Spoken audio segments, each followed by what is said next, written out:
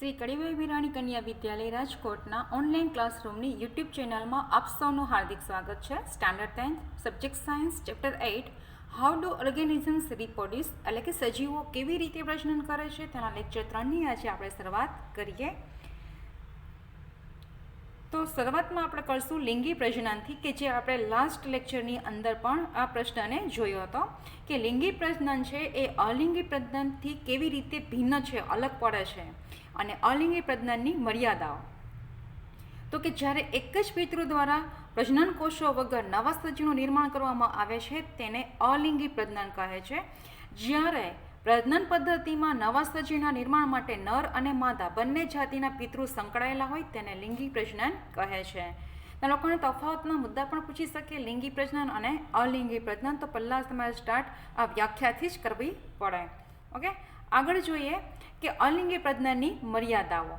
તો એનો પહેલો પોઈન્ટ છે કે વારસામાં એક જ પિતૃના લક્ષણ પ્રાપ્ત થાય છે. હવે તમે જોઈ શકો છો અહીં એનિમેશન આપેલું છે, એકમાંથી બે કોષ થાય છે, અને અહીં જે આપ્યું છે કે બેક્ટેરિયામાં છે એના એક જ કોષમાંથી ઘણા બધા એકસાથે ધીમે ધીમે વૃદ્ધિ થઈને ઘણા જથ્થામાં બેક્ટેરિયા પ્રાપ્ત થાય છે, પણ એ બધા એના જેવા જ હોય છે, લક્ષણમાં ભિન્નતા હોતી નથી, તેથી તેમાં વિવિધતા પણ સર્જાતી નથી.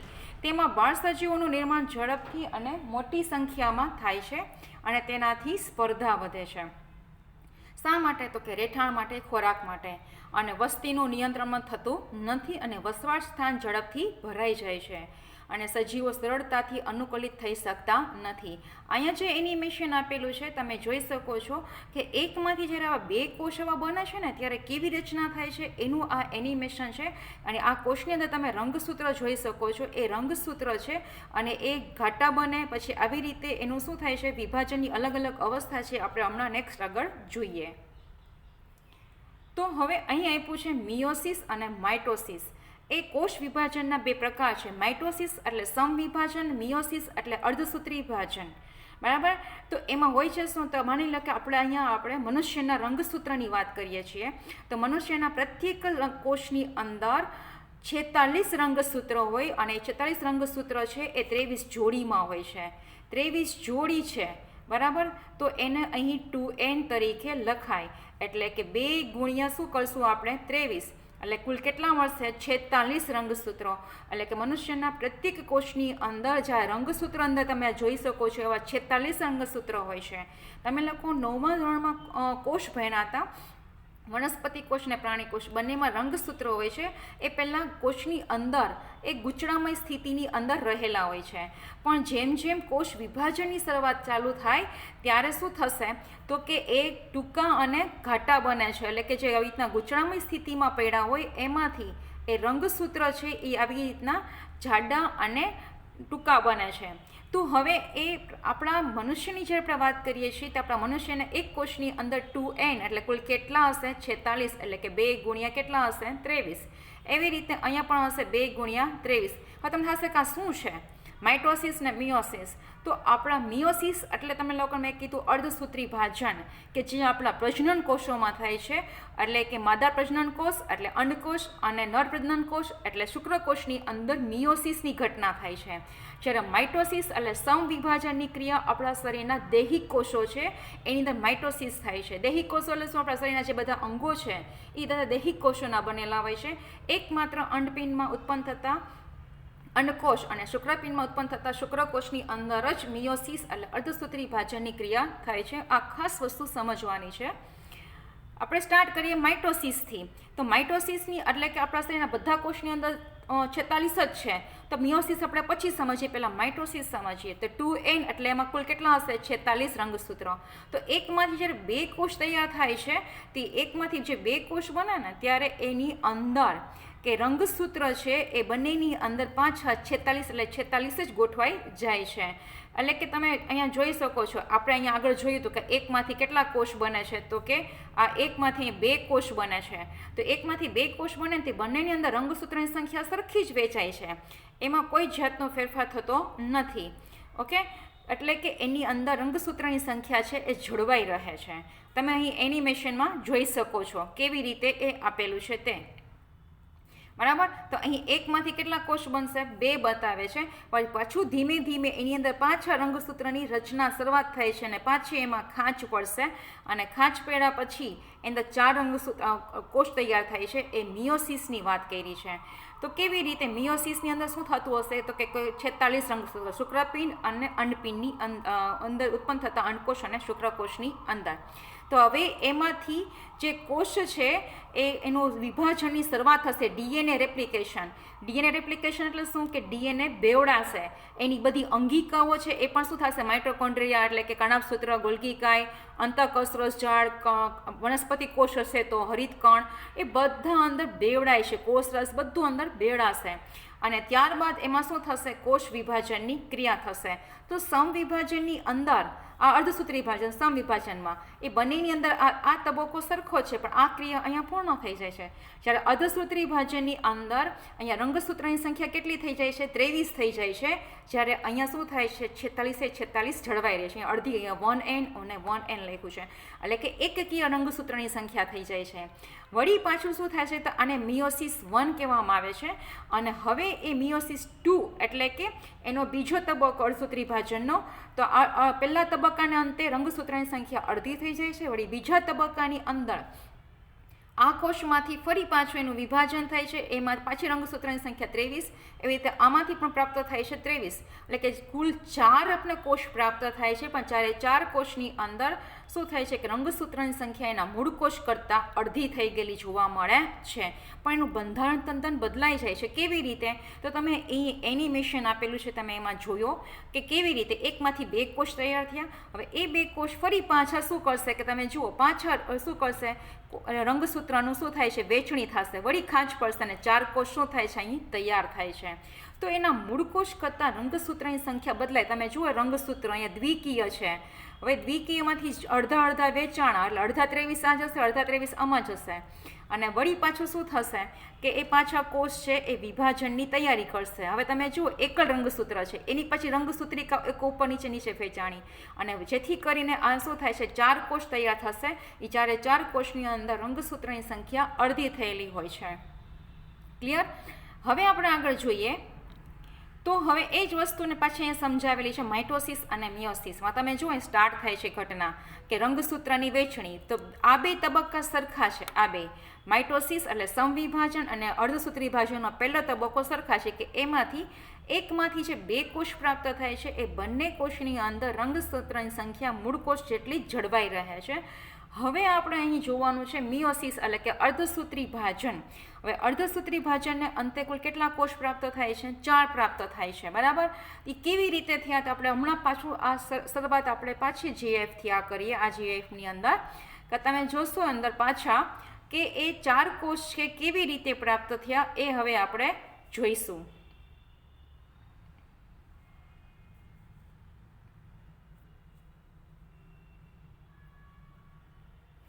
હવે અહીંયા આપેલું છે પેરેન્ટ સેલ. પેરેન્ટ સેલ એટલે શું? કે અંડકોષ હોઈ શકે અથવા તો શુક્રકોષ પણ હોઈ શકે, આપણે ગમે. હા તમે જુઓ આ 2 રંગસૂત્ર છે એ સમજાત રંગસૂત્રો કહેવાય. એ જોડીમાં ગોઠવાય. એ જોડીમાં ગોઠવાયા પછી તમે જુઓ એ રંગસૂત્રનું ડીએનએ રેપ્લિકેટ. ડીએનએ રેપ્લિકેટ એટલે શું થશે? કે આવા એ તમે જુઓ કે આ જે રંગસૂત્ર છે એના ટોચનો ભાગ અને આનો ટોચનો ભાગ એ બંને વચ્ચે શું થઈ? અદલા બદલી થઈ. એવી રીતે અહીંયા તમે જોઈ શકો કે એના કોષમાં શું થશે? એના રંગસૂત્રમાં ટુકડાની અદલા બદલી થાય, ડીએનએના ટુકડાની. તો આનો ડીએનએ ટુકડો છે એ બંને રંગસૂત્રમાં અદલા બદલી થાય છે. એવી રીતે આમાં અદલા બદલી થાય અને એમાંથી પાછા અર્ધસૂત્રી વિભાજનના પહેલા તબક્કાના કેટલા? 2 ડોટર સેલ એટલે કે 2 બાળકોષ તૈયાર થાય છે. હવે એ બંને કોષની અંદર તમે જુઓ કે રંગસૂત્રની સંખ્યાની વેચણી અડધી થઈ ગઈ. આ 2 છે આ કોષમાં અને આ 2 છે એ આ કોષમાં વેચણી થઈ. વળી પાછા આ બંને કોષમાંથી પાછા 2 કોષ પ્રાપ્ત થાય છે બંનેમાંથી એના. તો હવે આ જે રંગસૂત્ર છે એના શું થશે? આવી રીતે વિભાજન થશે અડધું. તો હવે તમે જોઈ શકો કે આનું જે વિભાજન થશે આનું, તો એ કોષમાં તમે જુઓ એને કેવી રીતે એનું વિભાજન થાય છે. તે આવી રીતના એના ટુકડાનું વિભાજન થાય છે. એ કેવી રીતે થયા તમે સમજી શકો. અડધો ટુકડો છે એ આખો રહેશે, એ આખો ટુકડો છે એ આ છે, આનો અડધો ટુકડો છે એ અહીંયા છે. પછી આના 2 ટુકડા થશે, આખું જે પ્લેન ગ્રીન છે એ અહીંયા જશે અને એક ઉપર જે બદલાયેલો ટુકડો છે ત્યાં છે. એટલે ટૂંકમાં તમે જોઈ શકો છો કે અહીંથી શરૂઆત થઈ ટુકડાની અદલ બદલ થવાની, અહીંથી પાછા ચેન્જ થશે એની જોડીમાંથી, વળી જોડીના કટકા તૈયાર થશે, એના પણ પાછળ શું થઈ જાય છે, વેચણી થઈ જાય છે. અને જેથી કરી જે 4 કોષ પ્રાપ્ત થાય છે, જ્યારે 4 કોષના એના મૂળ કોષ કરતાં તમે જુઓ એનું બંધારણ, આ 4 કોષમાં રંગસૂત્ર અને આ 4 કોષના રંગસૂત્રની તમે જોડી જુઓ, આખું એનું બંધારણ શું થઈ ગયું, બદલાઈ ગયું. એટલે કે એના એ શુક્રકોષ હશે કે અંડકોષ હશે, એના 4 કોષનું બંધારણ છે એના મૂળ કોષ કરતાં એનું શું થઈ જાય છે, બદલાઈ ગયેલું હોય છે. હજી આપણે આગળ જોઈએ કે માઇટોસિસ અને મિયોસિસની અંદર થાય છે શું, તો આ માઇટોસિસ એટલે સમવિભાજન, એકમાંથી 2 કોષની શરૂઆત થાય ને એકમાંથી કેટલા કોષ બનશે, 2 બનશે. ક્લિયર આ વસ્તુ? એમાં 46 રંગસૂત્રો શું થશે, એક જ સરખા હશે.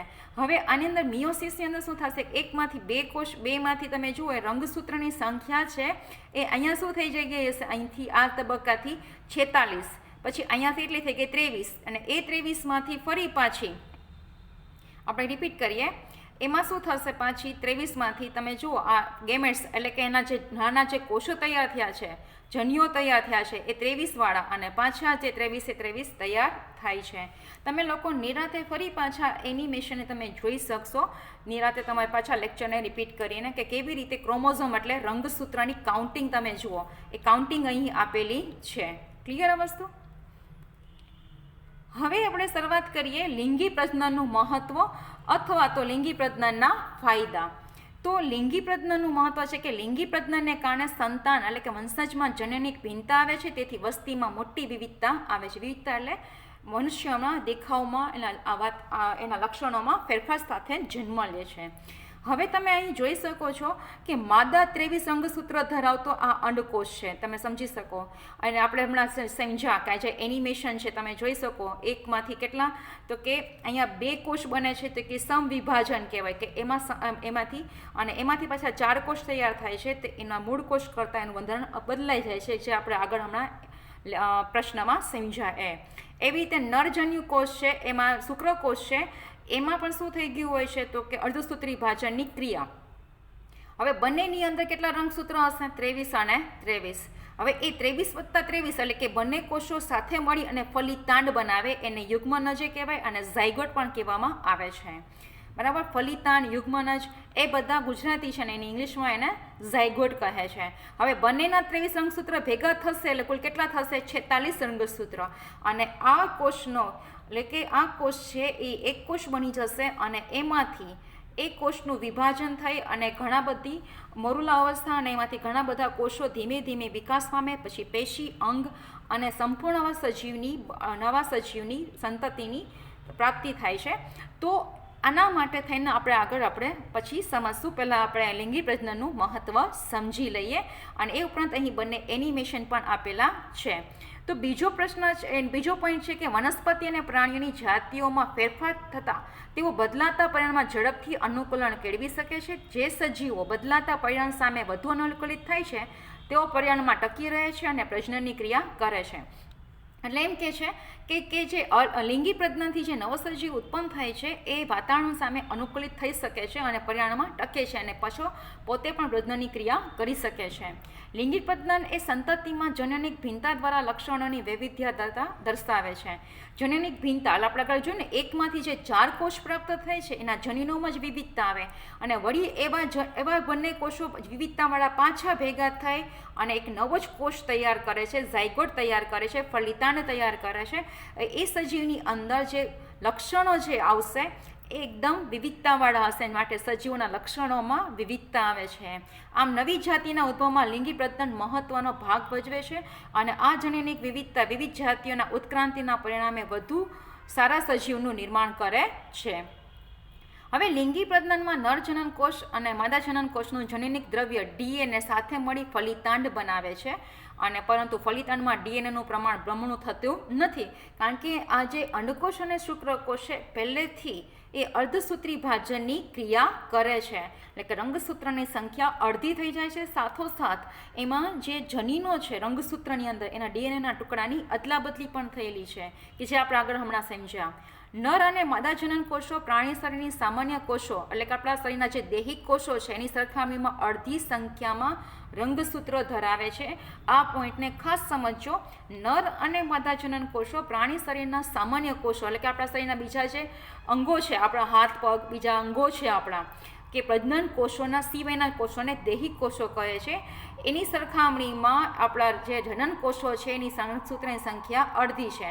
આ અંડકોષ અને શુક્રકોષને જનન કોષો કહેવાય, પ્રજનન કોષો અને લિંગી કોષો એમ કહેવામાં આવે છે. રિપીટ કરું છું કે આ શુક્રકોષ અને આ જે અંડકોષ છે એને લિંગી કોષો, જનન કોષો કે પ્રજનન કોષો એવા નામથી પણ ઓળખવામાં આવે છે. ખાસ સમજજો.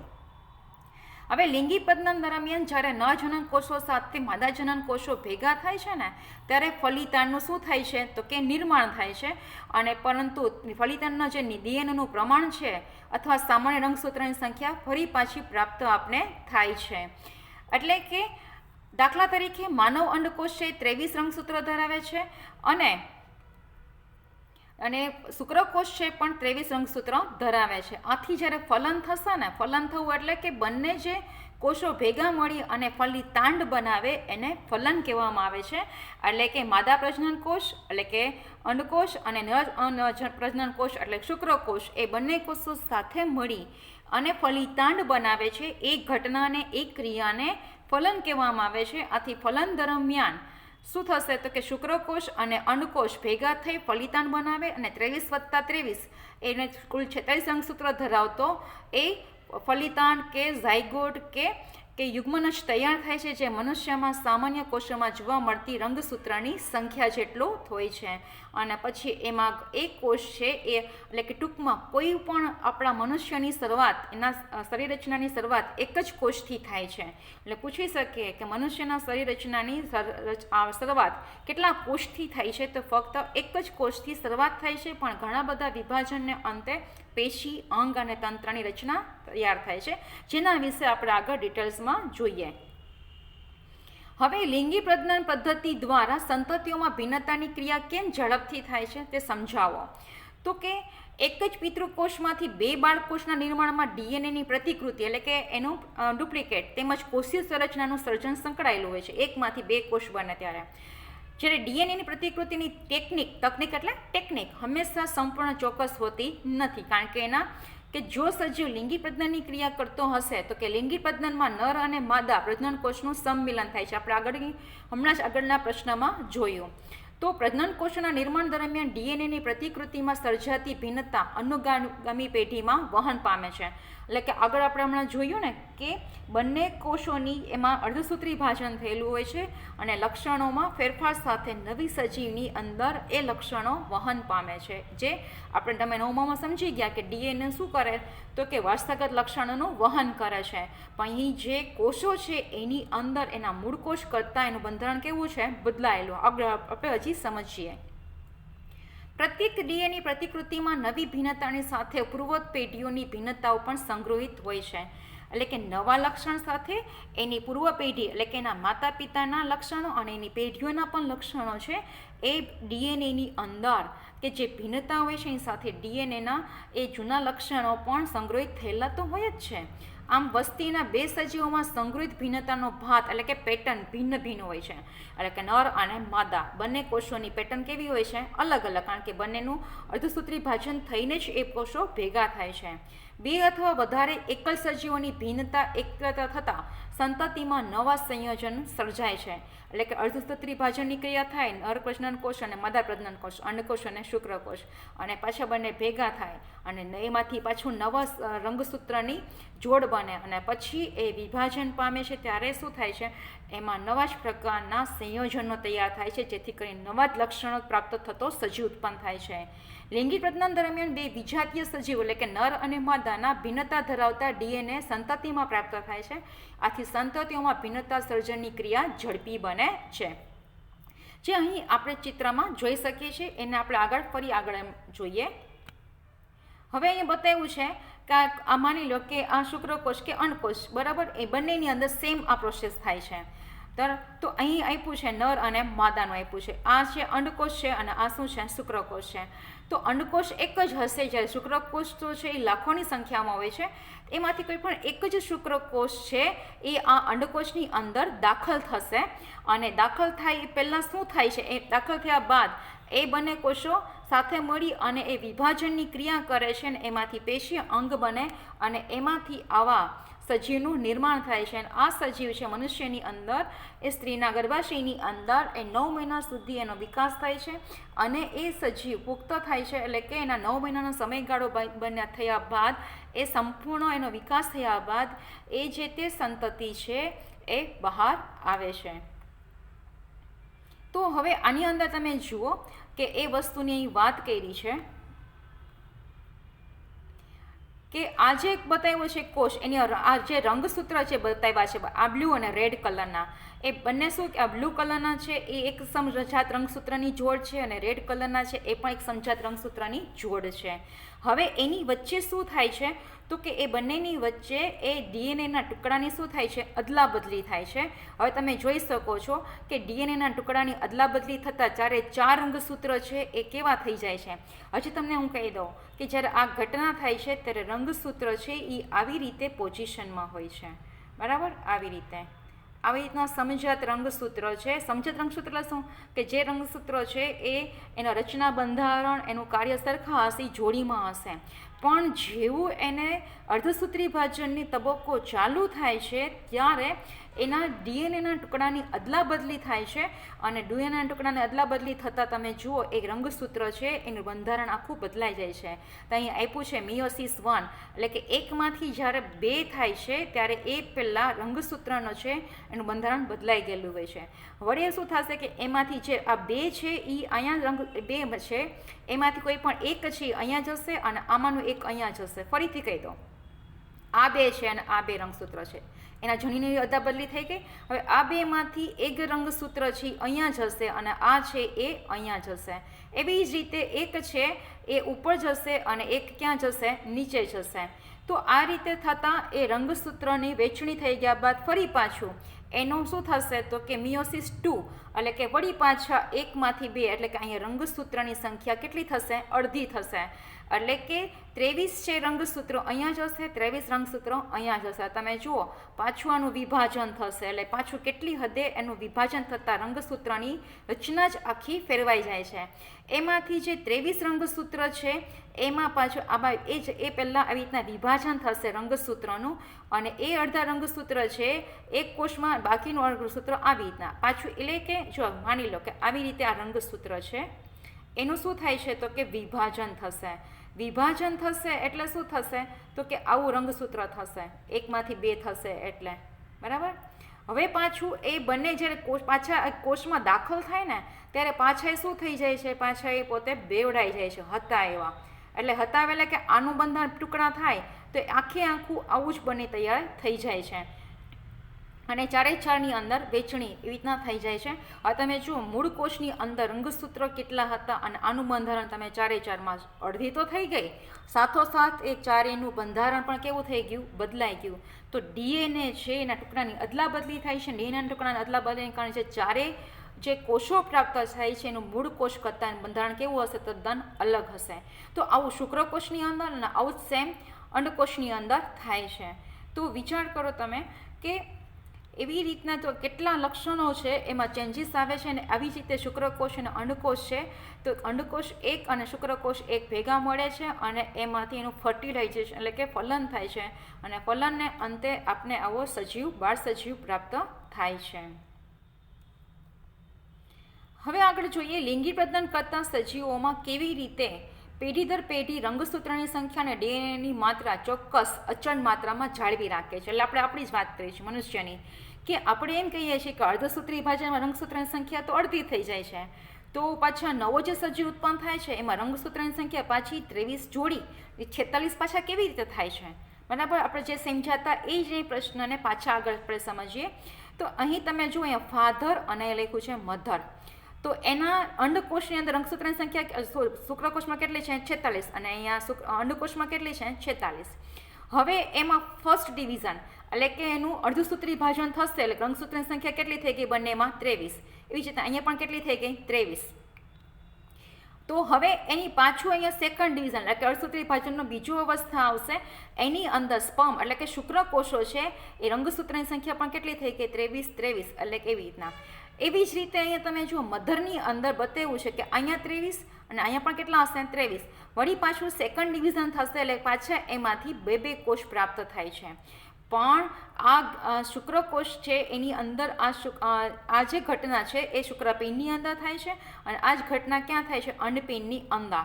પણ તમને લોકોને હું કહી દઉં, આપણે આગળ આપણે સમજશો કે અંડપિંડમાંથી એક જ અંડકોષ છે એ બહાર આવે છે, જ્યારે શુક્રપિંડમાંથી શુક્રકોષો લાખોની સંખ્યામાં બહાર આવી છે. એની એક બંને વચ્ચેનો મુખ્ય તફાવત જે કહી શકો તે, જેના માટે આપણે આગળ સમજીશું. એ જ વસ્તુને અહીં પિક્ચર આપેલું છે કે આ જે શુક્રકોષ છે ને આ શું છે અંડકોષ, એમાંથી એકમાંથી કેટલા બેના 2, અહીંયા પણ કેટલા બેના 2. આ તમે લોકોને ફક્ત આંકડા આપીને આપ્યું છે. અહીં રંગસૂત્ર કેવી રીતના છે તમે જોઈ શકો છો એની આ વાત છે. એનું પાછળ આપણે આગળ પિક્ચર જોઈએ.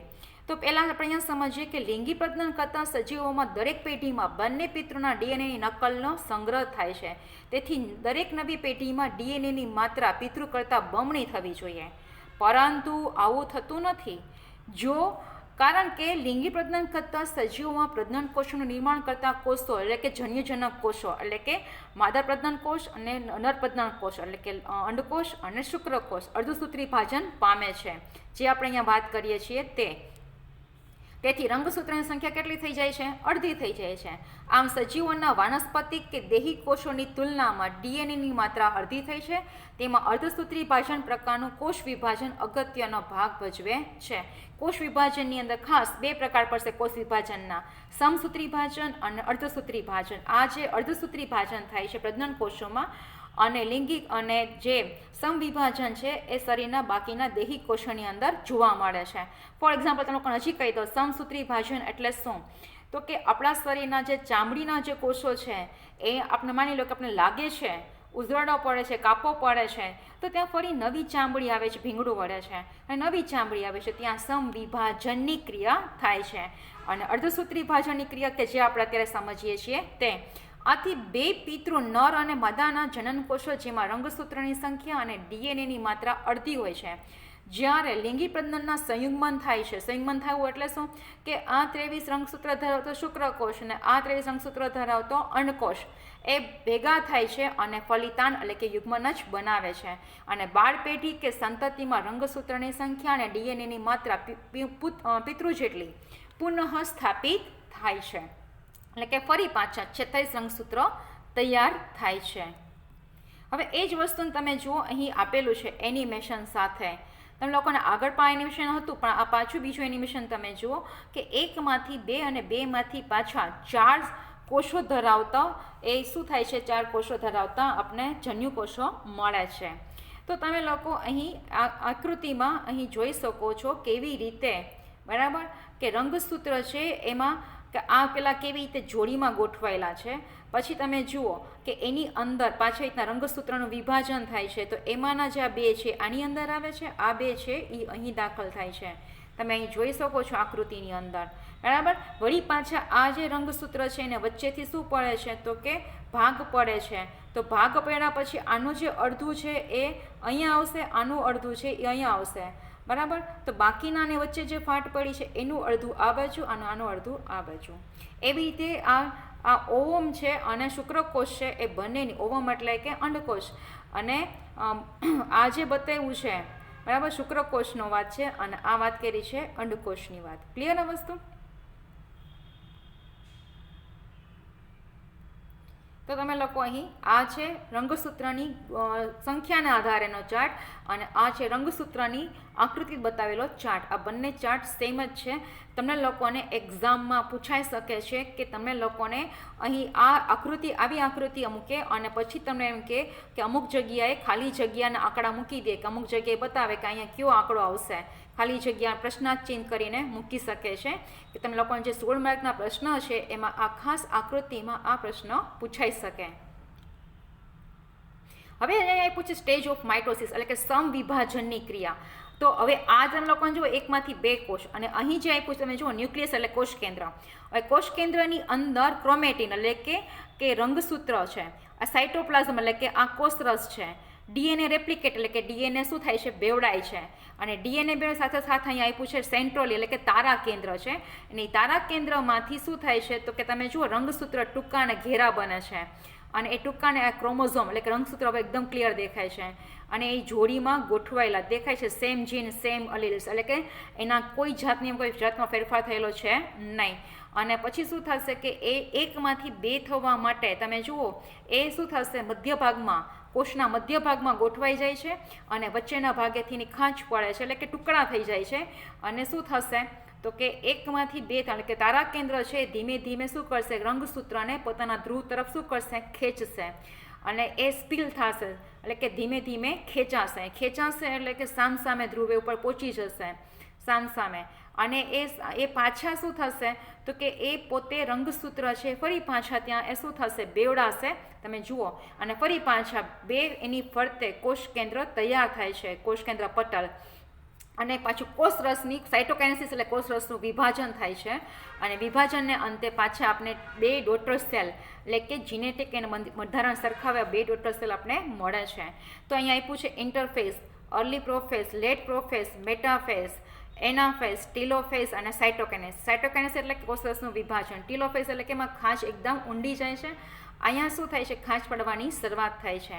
તો શરૂઆતમાં શું થાય છે કે આ કોષ કેન્દ્ર એની અંદર રંગસૂત્ર અને તારા કેન્દ્ર વિભાજન થાય છે સામસામે, રંગસૂત્ર ટૂંકાને ઘેરા બને, પછી એ સામસામે એ રંગસૂત્ર છે તારા કેન્દ્રને ખેંચે છે, અને ખેંચ્યા બાદ શું થાય છે કે એ બંને તરફ ખેંચાતા ફરી પાછા અહીંયા કોષ કેન્દ્ર પટલની રચના થાય છે, અને કોષરસનું વિભાજનને અંતે બે કોષ આપણે પ્રાપ્ત થાય છે. આ જે ઘટના છે ક્યાં સમવિભાજનની ક્રિયા એ આપણા શરીરના દૈહિક કોષોમાં થાય છે કે જ્યારે આપણા શરીરમાં ઘસારો લાગે છે, ઘસારાને કારણે ત્યાં નવા કોષો આવે છે, ત્યાં માઇટોસિસ એટલે કે સમવિભાજનની ક્રિયા થાય છે. તમે લોકોને ગમે રીતે કોઈ પણ રીતે પ્રશ્ન પૂછાય કે તમને કોઈ પણ એક વ્યક્તિને લાગ્યું છે અને ત્યાં ઘા રૂઝાઈ જાય છે અને ત્યાં નવા ચામડીના કોષો આવે છે, તો ત્યાં કોષ વિભાજનની કેવો પ્રકાર હશે તો કે કયો હશે તો કે ત્યાં સમવિભાજન, માઇટોસિસ એટલે સમવિભાજન. ક્લિયર? હવે એ જ વસ્તુની અહીંયા તમે લોકોને પ્રોફેસ અલગ અલગ આપ્યું છે, મેટાફેસ એટલે કે રંગસૂત્ર વચ્ચે, પછી એનાફેસ એટલે કે સામસામે, અને છેલ્લે આવશે ટીલોફેસ એટલે કે બે કોષ આપને પ્રાપ્ત થાય છે. તો કે આ બધી તમને લોકોને અલગ અલગ મેં એનિમેશન એટલા માટે આપ્યા છે કે તમે લોકો આ વસ્તુને સમવિભાજનની ક્રિયા એટલે શું છે એ 4 તબક્કામાં પૂર્ણ થાય છે તમને લોકોને સમજવા માટે છે. તમે લોકો નિરાંતે પણ ફરી પાછા આને જોઈ શકો છો. આપણે આગળ વધીએ. હવે જે અહીંયા આપ્યું છે આ બધી ઘટના છે એ કોના માટેની છે અર્ધસૂત્રી ભાજન માટે મેં સમજાવેલું. તો અહીંયા પહેલાં તમે જુઓ નીચે મેં આપ્યું છે આ રંગસૂત્ર જ્યારે મેં કીધું ને કે એના ટુકડાઓ છે એમાં તો જેટલી જગ્યાએ આંટી વળે છે ને રંગસૂત્રમાં એટલી વખત ત્યાં રંગસૂત્રના ટુકડાની અદલા બદલી થાય છે. તમે જુઓ આ એનિમેશનની અંદર ત્યાં તમે જોઈ શકો કે બધા એનિમેશનની અંદર કે જેટલી જગ્યાએ ટુકડા વીંટળાય છે એટલી વખત ત્યાં ટુકડામાં શું થાય છે ડીએનએના ટુકડાની અદલા બદલી થાય છે. આગળ આપણે આ એનિમેશનને જોઈ ગયા. આ પણ એ જ વસ્તુને સમજાવવા માંગે છે કે રંગસૂત્ર છે એ કેવી રીતે વહેંચણી થાય છે અને કેવી રીતે એના રંગસૂત્રનું આખું બંધારણ બદલાય છે. તમે અહીં જોઈ શકો છો. એ જ રીતે અહીં આપ્યું છે કે કેવી રીતે તારા કેન્દ્ર છે એ શું કરે છે તો કે રંગસૂત્રને વહેંચણી કરે છે, સામસામેના ધ્રુવો સુધી લઈ જાય છે, અને એકમાંથી બે કોષ કેવી રીતે તૈયાર થાય છે આ કોષ કેન્દ્ર બતાવ્યું છે, અને કોષ કેન્દ્રમાંથી અલગ અલગ અવસ્થા બતાવેલી છે કે તમે જુઓ તારા કેન્દ્ર સામે પહોંચી ગયા, વચ્ચે ભાગમાં મધ્યમાં કોણ ગોઠવાઈ ગયું વિસ્તૃતમાં તો કે તારા રંગસૂત્ર ગોઠવાઈ ગયા, અને એ રંગસૂત્ર હવે તારા કેન્દ્ર ધીમે ધીમે શું કરશે કે ત્રાક તંતુને ખેંચી અને બે કોષમાં વિભાજન કરે છે. તો અલગ અલગ એનિમેશન અહીં પણ એ જ એનિમેશન આપેલું છે. તમે જોઈ શકો છો આ એનિમેશનની અંદર કે કેવી રીતે રંગસૂત્ર છે એની વહેંચણી થાય છે.